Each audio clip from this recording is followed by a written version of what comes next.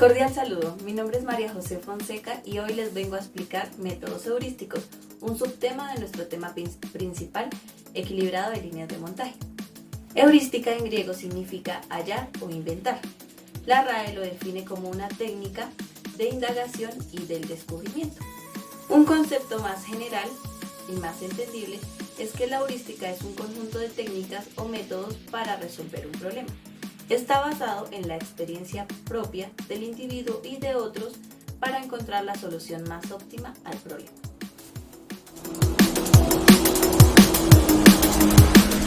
Al momento de resolver problemas intervienen 4 operaciones mentales.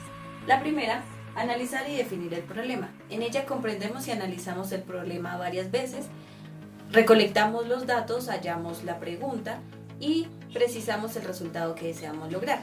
Como segunda tenemos definir la estrategia a seguir para llegar a la solución y llevarla a la práctica. En ella escogemos y decidimos las operaciones a efectuar, eliminamos datos innecesarios y desglosamos el problema. En la tercera, definir varias alternativas de solución al problema y seleccionar la mejor. Entonces ejecutamos la solución y realizamos con detalle cada operación. En la cuarta, comprobar la pertinencia de la solución seleccionada. Allí ya analizamos la solución y verificamos que sea el resultado adecuado. Procedimientos heurísticos. Como primer procedimiento tenemos los principios heurísticos. Ellos establecen sugerencias para encontrar una solución idónea al problema. Como segundo tenemos las reglas heurísticas. Son las encargadas de señalar los medios para resolver el problema. Y como tercero tenemos las estrategias heurísticas, que son aquellas que permiten organizar los materiales o recursos que contribuyen a la búsqueda de la solución del problema. Un ejemplo puede ser el diagnóstico médico.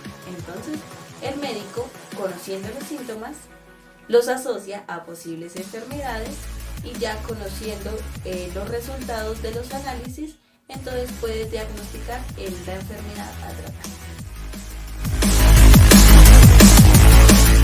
Dando los métodos heurísticos a nuestro tema equilibrado de líneas de montaje, vamos a ver 3 temas más. El primero es método de pesos posicionales. ¿En qué consiste? Consiste en asignar a cada operación un peso determinado por un criterio. El criterio por lo generalmente lo tratamos en tiempo, o sea, puede ser en minutos, segundos y demás. Aquí este valor nos indica minutos. Luego de ello, identificamos las operaciones predecesoras. Como vemos en el primero, en la primera operación no tiene una actividad predecesora. La 2, la 3 y la 5 dependen de la operación 1. La 4 de la 2, la 6 de la 3 y la 7 de la 5. Luego de ello lo ordenamos de mayor a menor, respetando siempre la precedencia. En la primera obtenemos que es la operación 1, por lo que no tiene precedencia. La 3, la 5 y la 2 dependen de la operación 1, pero como dije anteriormente, tenemos que ordenarlas de mayor a menor. Y así sucesivamente con las demás operaciones. ¿Qué obtenemos con ello? El tiempo total del ciclo, el orden de las operaciones, de la más importante o de la que requiere más tiempo a la menor. Segundo, método de las columnas. ¿En qué consiste este método? Consiste en realizar una serie de columnas secuencialmente con el fin de dividir el tiempo total del ciclo en cada una de ellas. Luego de eso, asignamos las operaciones que sean necesarias con tal de que sus tiempos sumen el tiempo anteriormente analizado. Si una operación excede el tiempo, entonces pasa a registrarse en la segunda columna y así sucesivamente hasta completar todo el ciclo. ¿Qué conseguimos con esto? Entonces, hallar las estaciones de trabajo y con esto minimizar el tiempo de ocio en cada una de ellas. Lo vamos a ver con un ejemplo práctico. A continuación les daré a conocer el ejemplo sobre métodos de las columnas, llamado cosecha de truchas en piscicultura. Nuestro tiempo estimado total para el ciclo es de 48 minutos, el cual lo dividimos en nuestras 4 columnas obteniendo 12 minutos para cada una de ellas. Como primer paso tenemos la selección del pez, que nos requiere un total de 2 minutos. Luego de él agarramos el pez, lo cual nos toma un total de 1 minuto. Siguiendo a esto, optamos por el sacrificio o muerte con 2 minutos. Siguiendo a esto, el rayado, que significa abrir el pez y sacarle las vísceras, con un total de 2 minutos. Y por último, el lavado, que nos toma 4 minutos. Entonces, la suma de este tiempo de cada una de las operaciones nos da como tal los 12 minutos que requerimos para cada una de las columnas. Posterior a esto tenemos el reposo, que nos toma 6 minutos.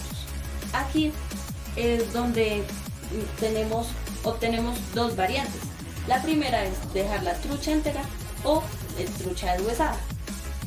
La trucha entera, entonces, posterior a esto tenemos el pesaje, la clasificación, el empaque y el etiquetado, lo cual la suma de cada una del tiempo en sus operaciones nos da un total de 12 minutos. Si la dejamos deshuesada, pues el paso siguiente es el empaque al vacío y el pesaje y etiquetado, y como les mencioné anteriormente, este también la cumple de los 12 minutos requeridos. Por último tenemos el almacenamiento de la trucha deshuesada y el almacenamiento de la trucha estándar, en presentación estándar, que cumple también con los lineamientos. Todo esto nos de identificar las 4 estaciones de trabajo y minimizar los tiempos de ocio en cada una de ellas.